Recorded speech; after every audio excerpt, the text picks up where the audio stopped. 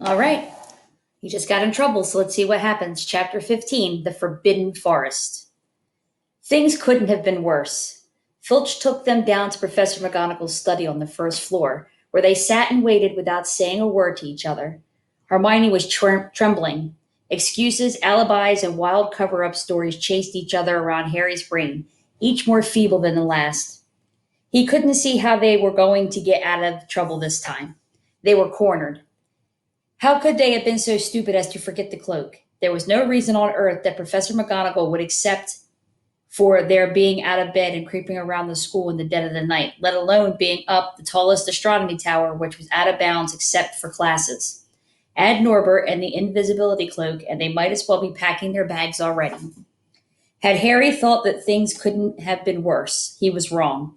When Professor McGonagall appeared, she was leading Neville. Harry! Neville burst out the moment he saw the other two.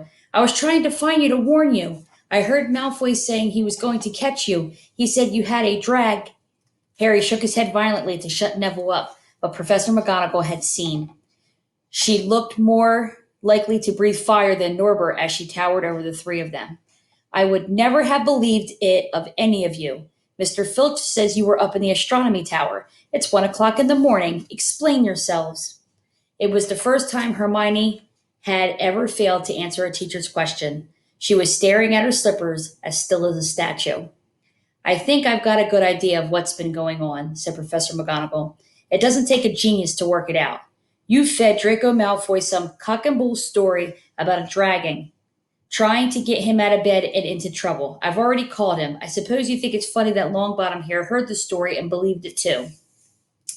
Harry caught Neville's eye and tried to tell him without words that this wasn't true, but Neville was looking stunned and hurt. Poor blundering Neville. Harry knew it must have caused him to try and find them in the dark to warn them. I'm disgusted, said Professor McGonagall. 4 students out of bed in one night. I've never heard of such a thing before. You, Miss Granger, I thought you had more sense. And as for you, Mr. Potter, I thought Gryffindor meant more to you than this. All 3 of you will receive detentions. Yes, you too, Mr. Longbottom. Nothing gives you the right to walk around school at night, especially these days. It's very dangerous, and 50 points will be taken from Gryffindor. 50? Harry gasped. They would lose the lead he'd won in the last Quidditch match. 50 points each, said Professor McGonagall, breathing heavily through her long, pointed nose. Professor, please, you can't. Don't tell me what I can and can't do, Potter. Now get back to bed, all of you. I've never been more ashamed of Gryffindor students. 150 points lost. That put Gryffindor in last place. And one night they'd ruin any chance Gryffindor had for the House Cup. Harry felt as though the bottom had dropped out of his stomach. How could they ever make up for this? Harry didn't sleep all night. He could hear Neville sobbing into his pillow for what seemed like hours. Harry couldn't think of anything to say to comfort him. He knew Neville, like himself, was dreading the dawn. What would happen when the rest of Gryffindor found out what they'd done? At last, Gryffindor's passing the giant hourglass that recorded the house points the next day thought there had been a mistake. How could they suddenly have 150 points fewer than yesterday? And then the story started to spread. Harry Potter, the famous Harry Potter, their hero of 2 Quidditch matches, had lost them all those points, him and a couple of other stupid first years. From being one of the most popular and admired people at the school, Harry was suddenly the most hated. Even Ravenclaws and Hufflepuffs turned on him, because everyone had been longing to see Slytherin lose the House Cup. Everywhere Harry went, people pointed and didn't trouble to lower their voices as they insulted him. Slytherins, on the other hand, clapped as he walked past them, whistling and cheering. Thanks, Potter, we owe you one. Only Ron stood by him. They'll all forget this in a few weeks. Fred and George have lost loads of points in all the time they've been here, and people still like them. They've never lost 150 points in one go, though, have they? Said Harry miserably. Well, no, Ron admitted. It was a bit late to repair the damage, but Harry swore to himself not to meddle in things that weren't his business from now on. He'd had it with sneaking around and spying. He felt so ashamed of himself that he went to Wood and offered to resign from the Quidditch team. Resign? Wood thundered. What good'll that do? How are we going to get any points back if we can't win at Quidditch? But even Quidditch had lost its fun. The rest of the team wouldn't speak to Harry during practice, and if they had to speak about him, they called him the Seeker. Hermione and Neville were suffering too. They didn't have as bad a time as Harry because they weren't as well known, but nobody would speak to them either. Hermione had stopped drawing attention to herself in class, keeping her head down and working in silence. Harry was almost glad that the exams weren't far away. All the studying he had to do kept his mind off his misery. He, Ron, and Hermione kept to themselves, working late into the night, trying to remember the ingredients in complicated potions, learn charms and spells by heart, memorize the dates of magical discoveries and goblin rebellions. Then, about a week before the exams were due to start, Harry's new resolution not to interfere in anything that didn't concern him was put to an unexpected test. Walking back from the library on his own one afternoon, he heard somebody whimpering from a classroom up ahead. As he drew closer, he heard Quirrell's voice. No, no, not again, please. It sounded as though someone was threatening him. Harry moved closer. All right, he heard Quirrell sob. Next second, Quirrell was hurrying out of the classroom, straightening his turban. He was pale and looked as though he was about to cry. He strode out of sight. Harry didn't think Quirrell had even noticed him. He waited until Quirrell's footsteps had disappeared, then peered into the classroom. It was empty, but a door stood ajar at the other end. Harry was halfway toward it before he remembered what he promised himself about not meddling. All the same, he'd have gambled 12 Sorcerer's Stones that Snape had just left the room, and from what Harry had just heard, Snape would be walking with a new spring in his step. Quirrell seemed to have given in at last. Harry went back to the library where Hermione was testing Ron on astronomy. Harry told them what he had heard. Snape's done it again, then, said Ron. If Quirrell told him how to break his anti-dark force spell. They're still fluffy, though, said Hermione. Maybe Snape's right, or maybe Snape's found out how to get past him without asking Hagrid, said Ron, thinking up at the thousands of books surrounding them. I bet there's a book somewhere in here telling you how to get past the giant three-headed dog. So what do we do, Harry? The light of adventure was kindling again in Ron's eyes, but Hermione answered before Harry could. Go to Dumbledore. That's what we should have done ages ago. If we try anything ourselves, we'll be thrown out for sure. But we've got no proof, said Harry. Quirrell's too scared to back us up. Snape's only got to say he doesn't know how the troll got in at Halloween and that he was nowhere near the third floor. Who do you think they'll believe, us or him?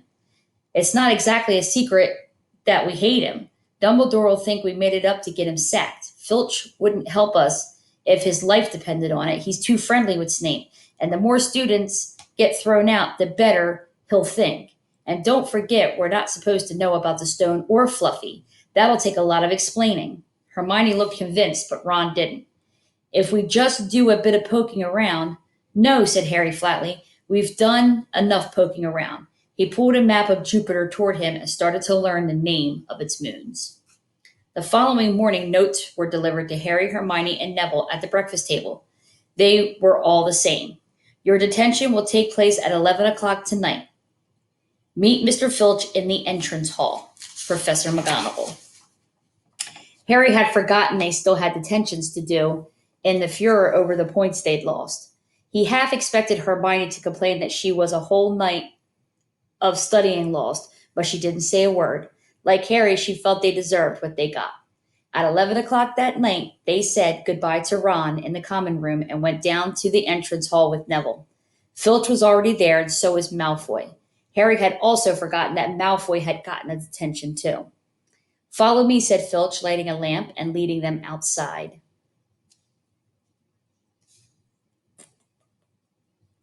I'll bet you'll think twice about breaking the school rule again, won't you, eh? He said, leering at them. Oh, yes. Hard work and pain are the best teachers, if you ask me. It's just a pity they let the old punishments die out.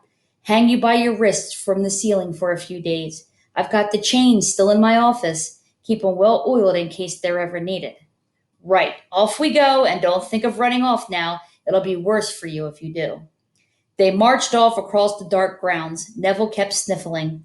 Harry wondered what their punishment was going to be. It must be something really horrible, or Filch wouldn't be sounding so delighted. The moon was bright, but clouds scudded across it kept throwing them into darkness. Ahead, Harry could see the lighted windows of Hagrid's hut. Then they heard a distant shout. Is that you, Filch? Hurry up. I want to get started. Harry's heart rose. If they were going to be working with Hagrid, it wouldn't be so bad. His relief must have showed in his face because Filch said, I suppose you think you'll be enjoying yourself with that oaf. Well, think again, boy. It's into the forest you're going, and I'm much mistaken if you'll come out in one piece. At this, Neville let out a little moan, and Malfoy stopped dead in his tracks. The forest? He repeated, and he didn't sound quite as cool as usual. We can't go in there at night. There's all sorts of things in there. Werewolves, I've heard. Neville clutched the sleeve of Harry's robe and made a choking noise. That's your problem, isn't it? Said Filch, his voice cracking with glee. Should have thought of them werewolves before you got in trouble, shouldn't you? Hagrid came striding toward them out of the darkness, Fang at his heel. He was carrying his large crossbow, and a quiver of arrows hung over his shoulder. About time, he said. I've been waiting for half an hour already. All right, Harry, Hermione. I shouldn't be too friendly to them, Hagrid, said Filch coldly. They're here to be punished after all. That's why you're late, is it? Said Hagrid, frowning at Finch. Been lecturing them? It's not your place to do that. You've done your bit. I'll take over from here. I'll be back at dawn, said Filch. For what's left of them, he added nastily, and he turned and started back toward the castle, his lamp bobbing away in the darkness. Malfoy now turned to Hagrid. I'm not going in that forest, he said, and Harry was pleased to hear the note of panic in his voice. You are if you want to stay at Hogwarts, said Hagrid fiercely. You've done wrong, and now you've got to pay for it. But this is servant stuff. It's not for students to do. I thought we'd be copying lines or something. If my father knew I was doing this, he'd tell you that's how it is at Hogwarts, Hagrid growled. Copying lines, what good's that to anyone? You'll do something useful and you'll get out. If you think your father rather you were expelled, then get back off to the castle and start packing. Go on. Malfoy didn't move. He looked at Hagrid furiously, but then dropped his gaze. Right then, said Hagrid. Now listen carefully, because it's dangerous what we're going to do tonight, and I don't want no one taking risks. Follow me over here a moment. He led them to the very edge of the forest. Holding his lamp up high, he pointed down a narrow, winding earth track that disappeared into the thick black trees. A light breeze lifted their hair as they looked into the forest. Look here, said Hagrid. See that stuff shining on the ground? Silvery stuff? That's unicorn blood. There's a unicorn in there been hurt badly by some. This is the second time in a week. I found one dead last Wednesday. We're going to try and find the poor thing. We might have to put it out of its misery. And what if whatever hurt the unicorn finds us first, said Malfoy, unable to keep the fear out of his voice. There's nothing that lives in the forest that'll hurt you if you're with me or Fang, said Hagrid. And keep to the path. Right now, we're going to split into two parties and follow the trail in different directions. There's blood all over the place. We mustn't be staggering around since last night at least. I want Fang, said Malfoy quickly, looking at Fang's long teeth. All right, but I warn you, he's a coward, said Hagrid. So me, Harry, and Hermione will go one way, and Draco, Neville, and Fang will go the other. Now, if any of us finds the unicorn, we'll send up green sparks, right? Get your wands out and practice now.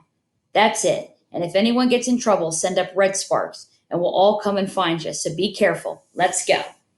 The forest was black and silent. A little way into it, they reached a fork in the earth path, and Harry, Hermione, and Hagrid took the left path, with Malfoy, Neville, and Fang took the right. They walked in silence, their eyes on the ground. Every now and then a ray of moonlight through the branches above lit a spot of silver blue blood on the fallen leaves. Harry saw that Hagrid looked very worried. Could a werewolf be killing the unicorns? Harry asked. Not fast enough, said Hagrid. It's not easy to catch a unicorn. They're powerful magic creatures. I've never known one to be hurt before. They walked past a mossy tree stump. Harry could hear running water. There must be a stream somewhere close by. There were still spots of unicorn blood here and there along the winding path. You all right, Hermione? Hagrid whispered. Don't worry. It can't have gone far if it's hurt this badly, and then we'll be able to get behind that tree. Hagrid seized Harry and Hermione and hoisted them off the path behind a towering oak. He pulled out an arrow and fitted it into his crossbow, raising it ready to fire. The three of them listened. Something was slithering over dead leaves nearby. It sounded like a cloak trailing along the ground. Hagrid was squinting up the dark path, but after a few seconds the sound faded away. I knew it, he murmured. There's something in here that shouldn't be. A werewolf, Harry suggested. That wasn't no werewolf, and it wasn't no unicorn neither, said Hagrid grimly. Right, follow me, but be careful. Now. They walked more slowly, ears straining for the faintest sound. Suddenly, in a clearing ahead, something definitely moved.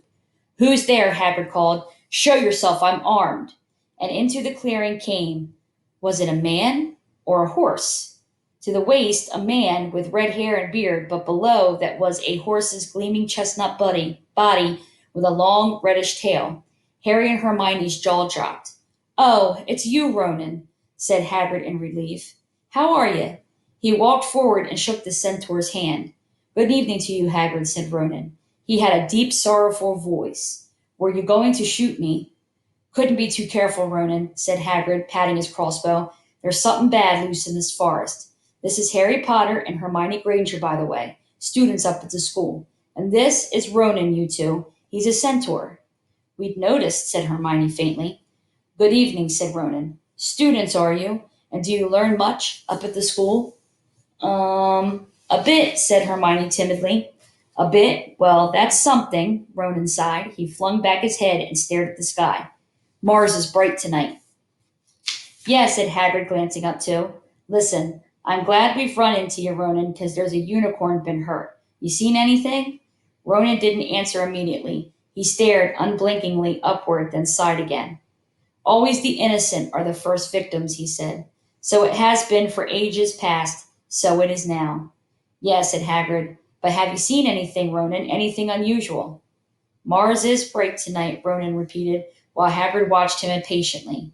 Unusually bright. Yeah, but I was meaning anything unusual a bit nearer home, said Hagrid. So you haven't noticed anything strange. Yet again, Ronan took a while to answer. At last he said, The forest hides many secrets. A movement in the trees behind Ronan made Hagrid raise his bow again, but it was only a second centaur, black-haired and bodied and wilder looking than Ronan. Hello, Bane, said Hagrid. All right? Good evening, Hagrid. I hope you are well. Well enough. Look, I've just been asking Ronan. You see anything odd in here lately? There's a unicorn been injured. Would you know anything about it? Bane walked over to stand next to Ronan. He looked skyward. Mars is bright tonight, he said simply. We've heard, said Hagrid grumpily. Well, if either of you do see anything, let me know, won't you? We'll be off then. Harry and Hermione followed him out of the clearing, staring over their shoulders at Ronan and Bane until the trees blocked their view. Never, said Hagrid irritably. Try and get a straight answer out of a centaur. Ruddy stargazers. Not interested in anything closer than the moon. Are there many of them in here? Asked Hermione. Oh, a fair few. Keep themselves to themselves mostly, but they're good enough about turning up if ever I want a word. They're deep mind centaurs. They know things, just don't let on much. Do you think that was a centaur we heard earlier? Said Harry. Did that sound like hooves to you? Nah, if you ask me, that's what's been killing the unicorns. Never heard anything like it before. They walked on through the dense, dark trees. Harry kept looking nervously over his shoulder. He had the nasty feeling they were being watched. He was very glad they had Hagrid and his crossbow with them. They had just passed a bend in the path when Hermione grabbed Hagrid's arm. Hagrid, look! Red sparks! The others are in trouble. You two wait here, Hagrid shouted. Stay on the path. I'll come back for you. They heard him crashing away through the undergrowth and stood looking at each other very scared until they couldn't hear anything but the rustling of leaves around them. You don't think they've been hurt, do you? Whispered Hermione. I don't care if Malfoy was, but if something's got Neville, it's our fault he's here in the first place. The minutes dragged by. Their ears seemed sharper than usual. Harry seemed to be picking up every sigh of the wind, every crackling twig. What was going on? Where were the others? At last, a great crunching noise announced Hagrid's return. Malfoy, Neville, and Fang were with him. Hagrid was fuming. Malfoy, it seemed, had sneaked up behind Neville and grabbed him as a joke, and Neville had panicked and sent up the sparks. We'll be lucky to catch anything now with the racket you two are making. Right, we're trained in groups. Neville, you stay with me and Hermione. Harry, you go with Fang and this idiot. I'm sorry, Hagrid added in a whisper to Harry, but he'll have a harder time frightening you, and we've got to get this done. So Harry set off into the heart of the forest with Malfoy and Fang. They walked for nearly half an hour, deeper and deeper into the forest, until the path became almost impossible to follow because the trees were so thick. Harry thought the blood seemed to be getting thicker. There were splashes on the roots of a tree, as though the poor creature had been thrashing around in pain close by. Harry could see a clearing ahead through the tangled branches of an ancient oak. Look, he murmured, holding out his arm to stop Malfoy. Something bright white was gleaming on the ground. They inched closer. It was the unicorn, all right, and it was dead. Harry had never seen anything so beautiful and sad. Its long, slender legs were stuck out at odd angles where it had fallen, and its mane was spread, pure, pearly white on the dark leaves. Harry had taken one step toward it when a slithering sound made him freeze where he stood. A bush on the edge of the clearing quivered. Then out of the shadows a hooded figure came, crawling across the ground like some stalking beast. Harry, Malfoy, and Fang stood transfixed. The cloaked figure reached the unicorn, lowered its head over the wound in the animal's side, and began to drink its blood. Ah! Malfoy let out a terrible scream and bolted. So did Fang. The hooded figure raised its head and looked right at Harry. Unicorn blood was dribbling down its front. It got to its feet and came swiftly toward Harry. He couldn't move for fear. Then a pain like he'd never felt before pierced his head. It was as though his scar was on fire. Half blinded, he staggered backwards. He heard hooves behind him galloping, and something jumped clean over Harry, charging at the figure. The pain in Harry's head was so bad he fell to his knees. It took a minute or two to pass. When he looked up, the figure had gone. A centaur was standing over him, not Ronan or Bane. This one looked younger. He had white blonde hair and a palomino body. Are you all right? Said the centaur, pulling Harry to his feet. Yes, thank you. What was that? The centaur didn't answer. He had astonishingly blue eyes like pale sapphires. He looked carefully at Harry, his eyes lingering on the scar that stood out, livid on Harry's forehead. You are the Potter boy, he said. You had better get back to Hagrid. The forest is not safe at this time, especially for you. Can you ride? It will be quicker this way. My name is Firenze, he added, as he lowered himself onto his front legs so that Harry could clamber onto his back. There was suddenly a sound of more galloping from the other side of the clearing. Ronan and Bane came bursting through the trees, their flanks heavy, heaving, and sweaty. Firenze, Bane thundered, what are you doing? You have a human on your back. Have you no shame? Are you a common mule? Do you realize who this is? Said Firenze. This is the Potter boy. The quicker he leaves this forest, the better. What have you been telling him? Growled Bane. Remember, Firenze, we are sworn not to get ourselves against the heavens. Have we not read what it is to come in the movements of the planets? Ronan pawed the ground nervously. I'm sure Firenze thought he was acting for the best, he said in his gloomy voice. Bane kicked his back legs in anger. For the best? What is that to do with us? Centaurs are concerned with what has been foretold. It is not our business to run around like donkeys after straying humans in our forest. Firenze suddenly reared onto his hind legs in anger so that Harry had to grab his shoulders to stay on. Do you not see the unicorn? Firenze bellowed at Bane. Do you not understand why it was killed? Or have the planets not let you in on that secret? I set myself against what is lurking in this forest. Bane, yes, with humans alongside me if I must. And Firenze whisked around, with Harry clutching on as best he could. They plunged off into the trees, leaving Ronan and Bane behind them. Harry didn't have a clue what was going on. Why is Bane so angry? He asked. What was that thing you saved me from, anyway? Firenze, slowed to a walk, warned Harry to keep his head bowed in case of low-hanging branches, but did not answer Harry's question. They made their way through the trees in silence for so long that Harry thought Firenze didn't want to talk to him anymore. They were passing through a particularly dense patch of trees, however, when Firenze suddenly stopped. Harry Potter, do you know what unicorn blood is used for?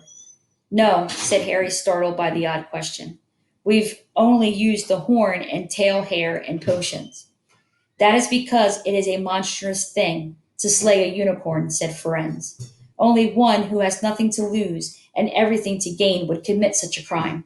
The blood of a unicorn will keep you alive, even if you are an inch from death, but at a terrible price. You have slain something pure and defenseless to save yourself, and you will have but a half life, a cursed life, from the moment the blood touches your lips. Harry stared at the back of Firenze's head, which was dappled silver in the moonlight. But who'd be that desperate? He wondered aloud. If you're going to be cursed forever, that's better, isn't it? It is, Firenze agreed, unless all you need is to stay alive long enough to drink something else, something that will bring you back to full strength and power, something that will mean you can never die.